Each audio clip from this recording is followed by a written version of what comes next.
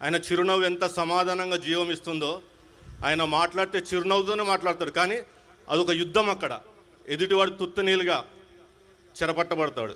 అది ఆయనకున్న తలాంతు. మేము చేసే పరిచర్యలో చాలా లో లైఫ్ మెయింటైన్ చేస్తాను. నేనైతే చాలా లో లైఫ్. రక్షణలో కూడా ఎట్లా వచ్చానంటే, 4ంటికి ఫోన్ చేశాడు, ఎక్కడున్నావు అన్నాడు. ఇప్పుడే నిద్రలేచా పడుకొని అన్నా. రక్షణకు వచ్చా అన్నాడు. దేనికి అన్నా? ఒక డిబేట్ ఉంది, ఒక వక్త వస్తా అని చెప్పి రాలేదు, నువ్వు వచ్చా అన్నాడు. నాకేం తెలుసు అన్న.